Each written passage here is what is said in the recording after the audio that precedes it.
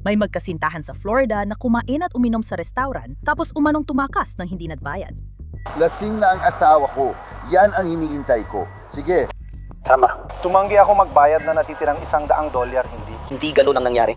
Hindi ganun. Hindi! Ipapaliwanag namin kung paano nauwi sa pagkakakulong ang hindi pagbabayad ng tab na isang lalaki. May kaso ako ng PUI. Alam ko na lahat yan. Pare, inusog ko lang kotse nung lumapit siya sa likod ko. Pero hindi ka dapat. Nasa likod ng manibela. Ang ginagawa ko lang ay naghihintay ako sa asawa ko. Narito ang Inside the Crime mula sa Law and Crime. Ako, si Elizabeth Loner.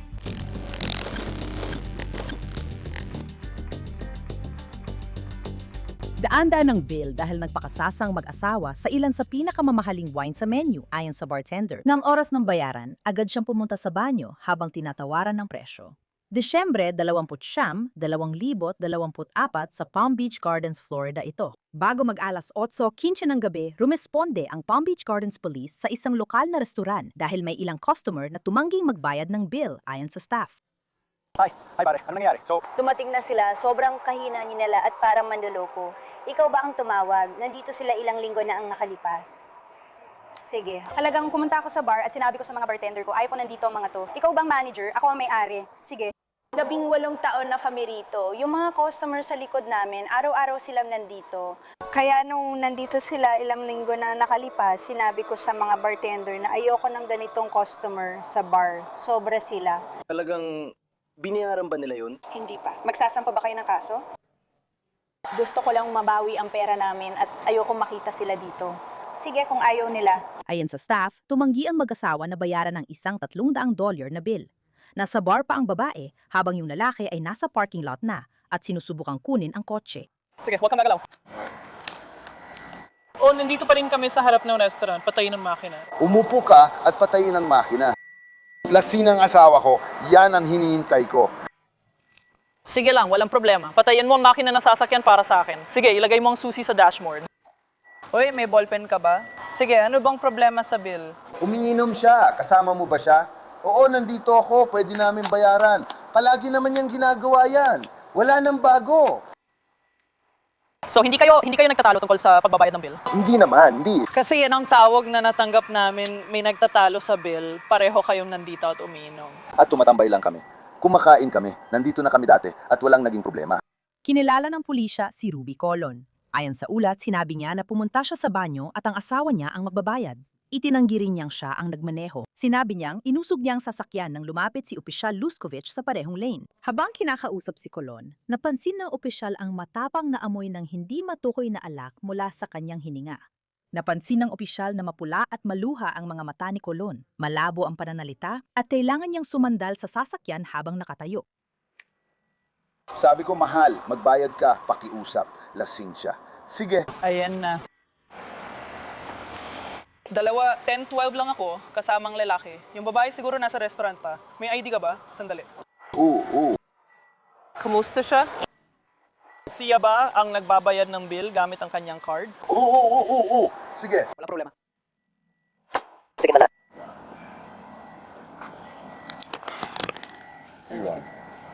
Ano pangalan ng asawa mo?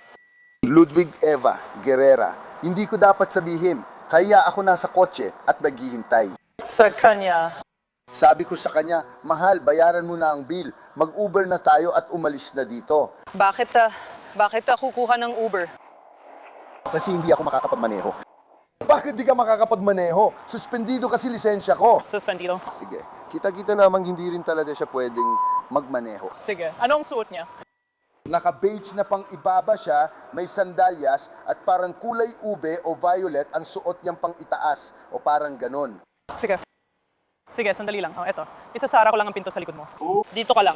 Ilabas mo ang mga kamay mo sa mga bulsa mo. Oo. hindi. Sige. Tumalikod ka. Pahintulan mo lang ang kapatak sandali. Sige. Ayos na. Ayos ka na. Relax ka lang. Suspendido ang lisensya niya, nakaparada siya sa pwesto mo, tapos pinahinto niya yung lalaki. Sabi niya hinihintay niya asawa niya. Na siya daw ang dapat magbayad ng bill, pero tuloy pa rin siya sa pag-inom. Sino? Kinilala ng pulisya ang babaeng kasama ni Ruby Colon sa bar bilang si Lauren Desguerra. Nasa bar pa rin siya at ayon sa ulat, tila labis siyang lasing. Si. Parang wala akong pakialam kung sino magbabayad. Hindi pa rin siya nabibigyan ng alak, di ba? Sige. Hindi. Sige.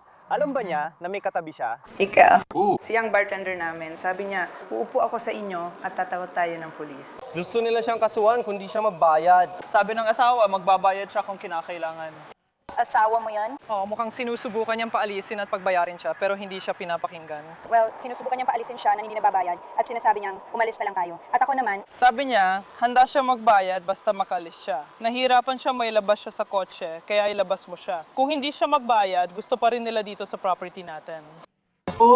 Hindi niya alam. Alam ba ninyo ang pangalan niya? oh Lorda, Laura, Sige. kaya ayun lang. Hi, Lourdes. Hi, ako si OP Shaw Hernandez ng Gardens Police Department.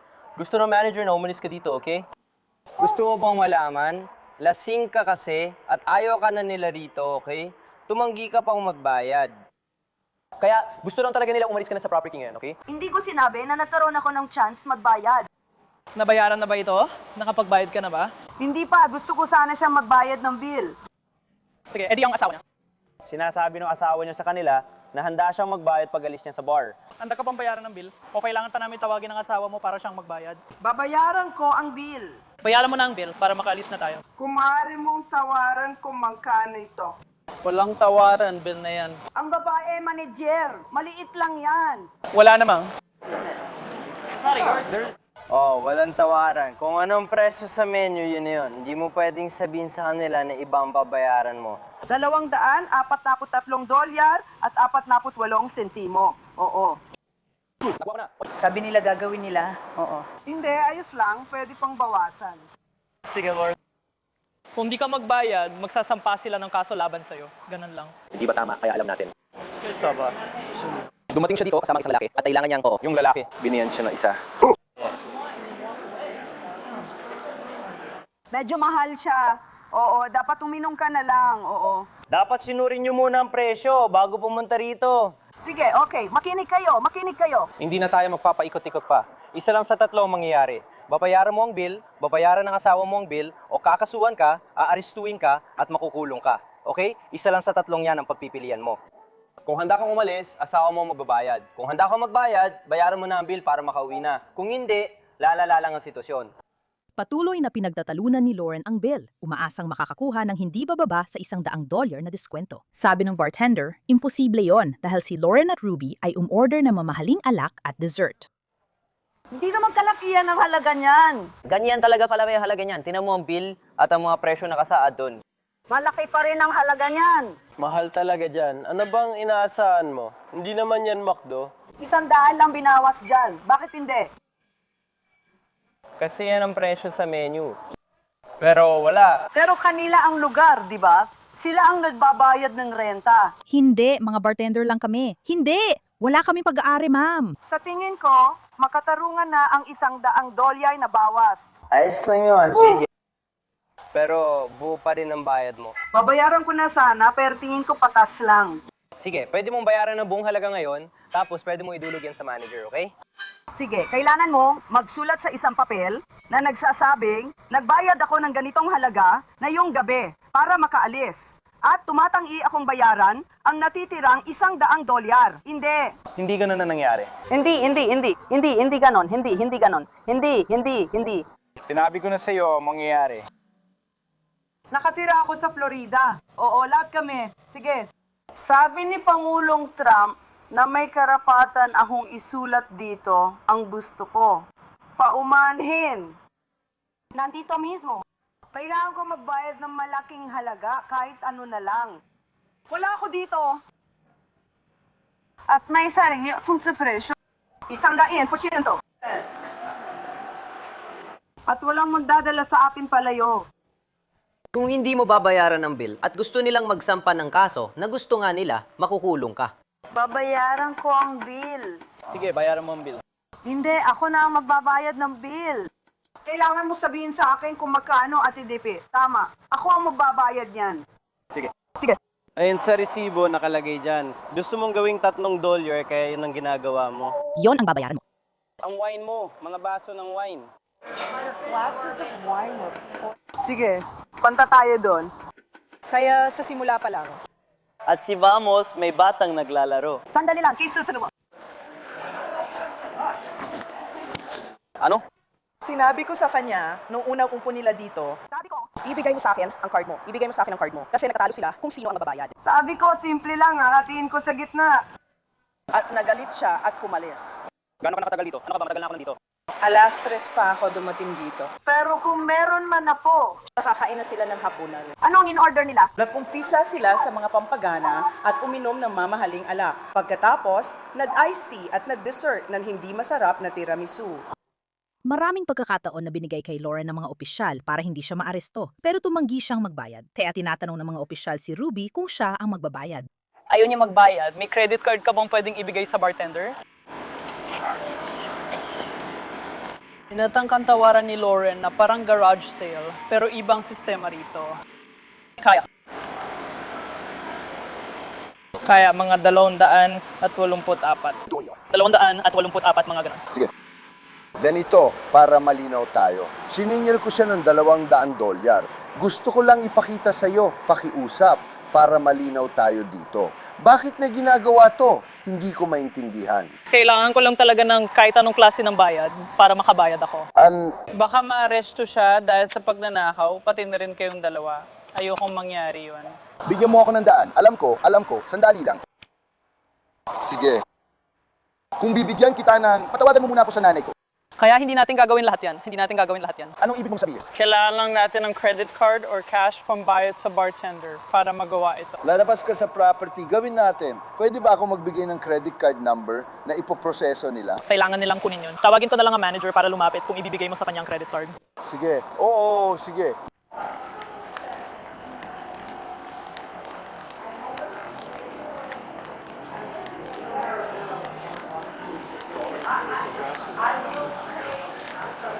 Hi, mabilis na tanong lang. Pwede ba niya ibigay sa iyo ang credit card number para iproseso mo o hindi? Kung credit card niya talaga yon, oo, basta hindi gamit ang card ng iba.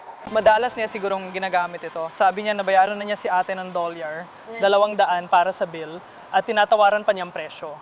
Wala naman, alam ko, hindi maganda, hindi ko gets. 10 tao, ang astig, ang galing, yon. Pagiging tapat ako sa iyo, miss. Out Sagana. Pagkatapos ng kanilang investigasyon, tsaka ko ito iimbestigahan kasama ka. Dapat sana hindi niya tinangkang tumakas nung dumating ang pulis sa likod niya. Hindi ko rin alam ang plano niya. Nakita mo ba yon? Sabi ko hindi mo dapat ginawa yon. Anong tanong mo? Baka hinihintay niyang umalis kasama siya at hindi magbayad ng bin. Kaya kailangan mo ba siya dito para ibigay yung numero ng credit card at pagkatapos sasamahan mo siya doon? Ayoko talaga. Madalas ako mag-isa dito sa gabi at ayoko mapalapit sa mga sira-ulo. Ayoko talaga ng kaulong palaboy. Gets namin, ayaw talaga namin. Ibig ko sabihin, kung makakapaglabas ka ng credit card. Palagay ko dapat niya siyang tawagan o ano pa man. Sinabi niya na may mga credit card siya at dumating siya sa bahay ko. Gusto lang niyang guluhin yung tao. Kung di sila magbayad, gusto mo ba silang kasuhan? Sige. Habang sinasabi ni Ruby na asawa niya si Lawrence at siyang nagbigay ng pera para pambayad ng bill, ngunit sinabi ni Lawrence na hindi iyon ang totoo. Nord! Ito ay Nord! Ito ay hi. Sige na. Ilabas ang pitaka at ibigay na ang utang mong pera. Hindi. Huling pagkakataon na ito. Ilabas mo ang pitaka at ibigay sa kanila ang perang utang mo. Binigyan ka na ng asawa mo ng $200 para bayaran sila. Ang asawa ko. Kausap ko siya ngayon, ang asawa mo. Hindi siya ang asawa ko. Sige, kahit sino siya, sinasabi niya kasawa ka niya, kaya may kalituan. Nagbayad siya ng $200. Alam sa'yo, Bigyan mo siya ng $200. Ipinapangako ko yan sa'yo. Sige. hinila ko na ang wallet ni Florida. Florida, ilabas ang wallet mo. Hindi. Sige. Hindi ka makatayo. Hindi. Ako ang gagawa nito. Ako ang gagawa nito. Ilabas mo na ang pitaka at magbayad. Nagbigay siya ng $200. Sabi niya, ibinenta kanya ng $200. Ganun na nangyari. May maibibigay siyang $200. Sige, nasa camera ko naman, kaya ayos ka na. Nakawan din ang camera ko, kaya okay ka lang. Hindi naman ako mahuhuli o kung ano man. Ayokong hulihin ka, iniiwasan ko ngayon. Gusto lang nilang bayaran mong bill. Gusto nilang bayaran mong bill para makauwi ka na at makuha mo na yun. Yun lang. Hindi mo na nga kailangan magbigay ng tip sa kanila. Bayaran mo lang sila. Hindi. Sa puntong ito, sa tingin ko, ayaw na nilang magbigay ng tip. Bill na lang ang gusto nila. Mukhang maganda ito. Ano meron? Hello, subukan natin ito. Hello, salamat. Hello. May nakuha akong malaki. Magandang balita. Natanggap ang credit card at hindi na aresto si Lawrence. Pero bawal siyang bumalik sa restaurant sa loob ng 18 buwan. Dora, makinig ka. Bawal kang pumasok dito sa loob na 18 buwan. Kaya hindi ka pwedeng bumalik sa restaurant. Kung bumalik ka bukas sa parehong oras, maaari kang maaresto. Sa tingin ko, ayaw mo yan. Ayaw din namin, okay? Kaya bawal kang pumasok dito sa loob ng 18 buwan. Naintindihan? Oo. Ipadala mo ito sa bahay ko. Ano ang ipapadala sa bahay mo? Ang resibo? Hindi. Hayaan mo ipakita ko sa yan. Sandali lang. Kailangan ko ipadala mo yon. Sorry. Ano kailangan mo ipadala sa bahay mo? Kailangan mo lang ipadala sa akin ang impormasyong sinabi mo. Hindi namin ipinapadala yan sa bahay mo. Sa bahay ko. Hindi, sa bahay ko. Sige, sa koreo, mapupunta sa mailbox mo. Nasa mailbox mo na agad ito pagkagising mo sa umaga. Kailangan mong gawin ito. Ngayon, may testamento na tayo. Pagkatapos ng papeles, ipapadala namin agad. Ayos ba? Kailangan nating tapusin ang mga papeles. Pero pag nakalabas ka na, ipapadala namin ito. Kailangan niya ng kopya niya. Kailangan niya ng kanyang, hello, pakiusap, ano? Yung nasa taas, yan yung pinirmahan mo. Kasi kailangan nila yon para sa resibo. Yan ang kopya mo. Yan naman ang kopya ko. Kailangan nila ito para sa restaurant. Bakit? Ito ang kopya ko. Yan ang kopya mo. Dalun talagang sistema. Ano? Patunay ang bayad. Ano? Eto na, magandang gabi. Tara na, alis na tayo. Labas na tayo dito. Tara na. Sige na. Tara na. Sige na. At ano pa? Uwi ka na, mag-Uber ka, o maghanap ng masasakyan. At ano pa? At umuwi ka na. Tara na. At anong gagawin ko? Uwi ka at matutulog. Bahala ka na kung paano lalabas dito dahil trespassing ka. Kaya kailangan mo nang umalis. Hindi naman ako. Isang mabuti. Tao? Ano? Bahala na. Hindi ko maintindihan. Pasensya na mga pare. Sige, hello, tara na. Alam ko. Alis na kami. Salamat sa paglilingkod mo. Walang problema. Oo, walang problema mga pare. Tara na. Oo. Dito tayo. Dito tayo dadaan, nandito sa sasakyan. Tara. Hindi. Hindi ka uupo kahit saan. Gaano katagal ako pwedeng umupo? Ikaw, sabihin mo. Oo. Ituloy mo lang. Sige, ituloy mo lang. Nandito tayo sa komperensya. Naglalakad tayo papunta doon. Tara na. Tayo na. Hindi, dito na natin dadalhin sa sasakyan para di ka na bumalik. Dito ka dumaan. Asawa o boyfriend mo siya? Hindi. Sige. Tara na, alis na tayo. O, sige. Malaya nang umalis si Lauren, pero hindi ganoon kay Ruby. Ayaw din ang bumalik ka rito sa loob ng 18 buwan. Sige. Hindi ka pwedeng bumalik kundi arestuin ka. Hindi, naiintindihan ko. Sige, ikaw talagang nagmamaneo pare at hindi ka pwedeng magmaneo ng legal. Wala ka ng lisensya matagal na. Hindi ako. Ikaw mismo ang napatakbo ng kotse. Ikaw ang opisyal at siya. Nasa likod ko ang opisyal mo at sinisenyasan ako ng ilaw. Ano ang gagawin ko? Para makuha ang atensyon mo, hindi para payagan kang umalis. Paano ko umalis? Basta umusad lang ako. Wala kang lisensya kaya hindi ka dapat nagmaneho. Sige, matagal ko nang hinihintay ang asawa ko. Naiintindihan mo ba ang sitwasyon na pinagdadaanan ko, pakiusap? Alam ko na, may kaso akong DUI. Alam ko na lahat yon. Pare, ang ginawa ko lang, nung dumating siya sa likod ko, inusog ko lang ang kotse ngayon. Pero hindi ka dapat nagmamaneho. Ang ginagawa ko lang ay naghihintay ako sa asawa ko. Tatlo lang, Diyos ko.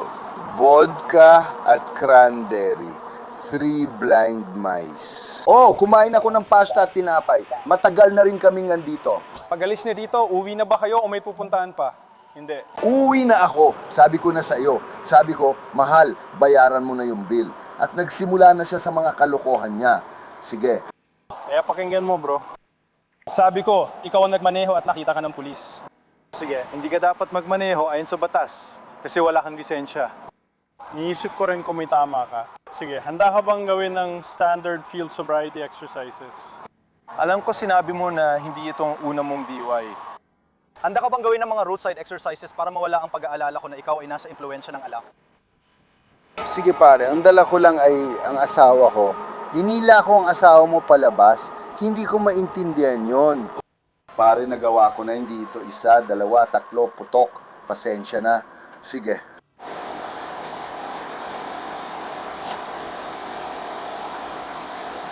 Ano bang gusto mong gawin ko, tol? Sige, may problema ba mata mo? Oo, meron. Oo, meron. Umiinom ako ng gamot. May problema ako sa balakang. Sige. Sige, ano pa ang problema sa mga mata mo bukod sa salamin? Salamin lang talaga. Salamin na? Kaya may problema ako sa balakang. May problema ako sa balakang. May problema ka sa balakang. Oo. Sige sir, gagawa tayo ng ilang ehersisyo habang nakaupo. Maghintay lang dito, pupunin ko lang ang isa sa mga upuan.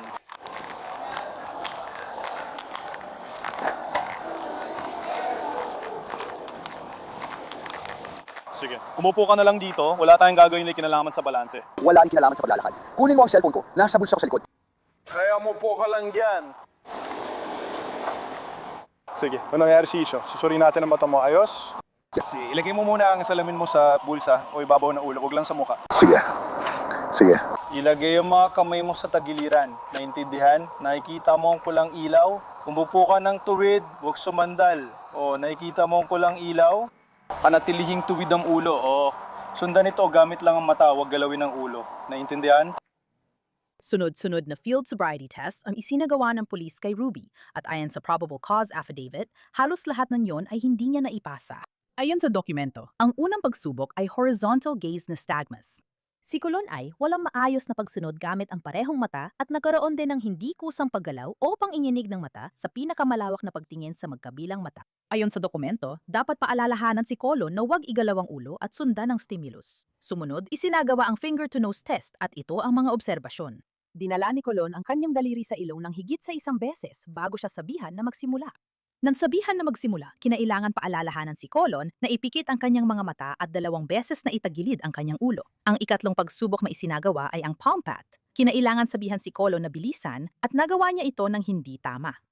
Ang ika-4 na pagsubok ay hand coordination. Hindi na natili si Colon sa panimulang posisyon at nagsimula ng hindi bababa sa 3 beses bago sabihang magsimula. Ang huling pagsubok ay modified Romberg balance.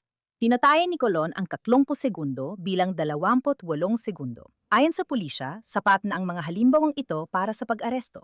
Sir, inaresto ka ngayon dahil sa pagmamaneho habang nasa impluwensya ng alak. Tumayo ka po.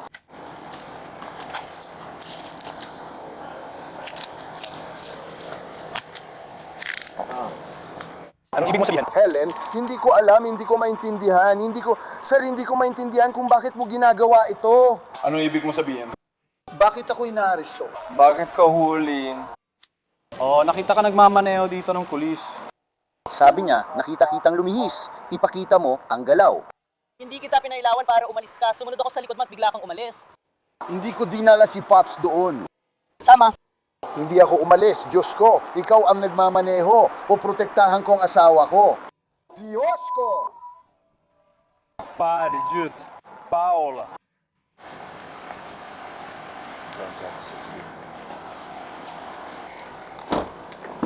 Sige, sandali lang. Hayaan mo isuot ko ang seatbelt mo. Pwede ko bang tawagan pamilya ko? Pwede ba akong pumunta sa ibang lugar pakiusap? Oo. Bantayan mo ang pagkasuot nito. Kulit ka. Na sinabi mong asawa mo. Oo, yun na. Ano meron? Oo. Kaya hawak nila lahat ng impormasyon tungkol sa pagpapalaya. Nabibiro ka ba, pare? Tol, seryoso ka ba? Panahon ng Pasko, nasa loob ako ng kotse. Hindi ko ginawa ang Hey Pasko. Malapit na ang bagong taon. Wala akong ginawa, pare. Tol, kontrolin mo ang sasakyan. Pinoprotektahan ko lang ang sarili ko. Lumapit ang opisyal mo sa likod ko, sir. Sabi mo dapat alam ko, pero hindi. Tapos na ang pagtatalo. Ginukulon, ako si Official Flink. Inaaresto kita dahil sa DUI sa ilalim ng Kabanata 316. Saan mo sinabi na pupunta ako? Wala akong alam. Ngayon makikita mo na may indikasyon ng pagiging lasing. Tama ka. Sige, alin dito? Hindi na ako makikipagtalo sa'yo. Yun na ang sinasabi ko. Sige. Ngayon, hinihiling ko sumailalim ka sa legal na breath test para matukoy yung antas ng alcohol sa hininga mo. Sige, ituloy mo lang. Papayag ka bang sumailalim sa breath test? Oo, sasailalim ko sa bretes. Sige, pababa tayo dun. At gagawin natin, ate, nandito ako para sa'yo. Bagamat sinabi ni Lorinda na hindi niya asawa si Ruby, handa pa rin siyang piyansahan ito. Sige, gusto niya magsalita sa'yo. Alin? Ang gusto mo makita? Ang boyfriend o asawa mo, kung ano man siya sa'yo. Nandito lang ito. Anong gusto mong sabihin sa akin? Salamat. Anong gusto mo? Sinabi ko na sa'yo tungkol sa kalokohan to na itatayo nila dito. Ang mga abogadong yan ang magmamayari nito. Pumunta ka at piyansahan mo ako. Ikaw ang pumunta at sabihin mo sa akin. Diyos ko! Sige, magkikita tayo mamaya. Diyos ko, makukulong ako. Kailangan mo ng F. Sige. Ayos, pare. Pwede ka bang lumapit dito? Lumapit ka dito. Sige. Lumapit ka dito sa may sasakyan. Ayos ka na, sa gilid. Plank, sige, okay naman na umupo ka muna dito sa likod? Okay lang, bumumuko ka ulit? Salamat. Hindi mo makita cellphone mo dahil wala ito sa sasakyan. Sa tingin ko, hindi. Mayo ka pa bang ibang card na magagamit natin? Kasi hindi gumagana ito. Hindi gumagana ang card na ito. Ano? Tawagan mo ulit ako. Tingnan natin kung lalabas na. Hindi. Ang iyong debit o credit card. Hindi! Yung ginamit mo pang bayad, pwede mo pang gamitin yon para makatawag kami ng Uber para makauwi ka. Tinutulungan ka naming makauwi. Tingnan ko muna, baka pwede. Tinitingnan ko kung may Uber ako na pwede. Teka lang, sandali lang ha. Baka may card ako dito. Bukas ang ilaw. May pera ako. Hindi, baka hindi pwede. Kailangan mo bayad. Kailangan mo gamitin ng iyong card. Hindi ka pwede mabayad ng cash. May pera ako. Kailangan mo gamitin ng iyong card. Kailangan mo akong tulungan. Nakikita ko, 4 na debit card ang nakasabit dito. Ngayon, yung isa walang laman. Sige, paano naman itong isa dito? Wala ring laman yan. Paano naman yung ginamit mo lang pambayad? Wala sa kanila ang may laman. Yung ginamit mong pambayad. Yun na lang ang huli ko may laman. Dinala si Ruby sa kulungan. Naiwan si Lorinda na pumili kung mag-Uber o magpahatid pa uwi ng lebre sa pulis. Pinili niya ang lebre. Wala akong kahit anong sandata. Kailangan ko lang siguradong yun, Lourdes. Salamat sa tulong mo. Saglit lang, ayusin ko lang sa balikat mo. Ayan, ayos na. Sa tingin ko may armas. Ayos lang, gusto ko nang siguraduhin bago ka sumakay sa likod ng van. Wala akong armas. Meron akong... Siguraduhin muna, Lourdes, kasi di pa kita kilala. Ayoko masaktan ng kasama ko. Huwag mo akong saktan. Salamat. Salamat. Sige, muupo ka na dyan. Madali nang pumasok. Ang dami mo pang hahabulin, Iha. Yung seatbelt na niyan sa kaliwa mo, kung pwede mo isuot. Oo, ang dami niyong hahabulin. Ang dami niyong hahabulin. Ayan, pwede mo ilagay dyan ang mga paa mo. Ilalagay ko ang paa po dyan. Prove, ciao. Ang dami niya pang hahabulin. Diyos ko, sige. Ipasok niyo na ang mga paa nyo. Ang tagal, bilisan mo na. Sige. Ang tagal naman. Oo, alam ko. Ilagay mo na lang. Oo, alam ko. Ilagay mo na lang ang seatbelt dyan. Oo, sige. Tara na, susunod ako sa iyo dyan. Tungkol naman kay Ruby Colon, kinasuhan siya ng pagmamaneho habang lasing at pagmamaneho habang suspendido, kinansela o binawi ang lisensya. Ayon sa affidavit ng pag-aresto, 3 na ang dating niyang pagkakahatol dahil sa pagmamaneho ng lasing, kaya nasuspinde ang lisensya niya. Iniulat na sumailalim siya sa breathalyzer test 1 oras. Pagkatapos, bandang 7:40 ng gabing iyon, nakakuha siya ng .139 at makalipas ang 3 minuto, nakakuha siya ng .137. Noong ika-6 ng Enero taong 2025, hindi siya umamin sa kanyang mga kaso. Ayon sa online na talaan ng korte, noong Pebrero ng 2025, si Ruby Colon ay umamin sa kanyang mga kaso. Hinatulan siya ng 15 buwan sa kulungan, bawas ang 70 araw na naipagsilbi na. Pinalaya siya mula sa kulungan at nasa probation hanggang Enero 2028. Salamat sa pagsama sa episode na ito ng Inside the Crime. Ako si Elizabeth Loner at magkikita tayo bukas dito para sa isa pang kaso.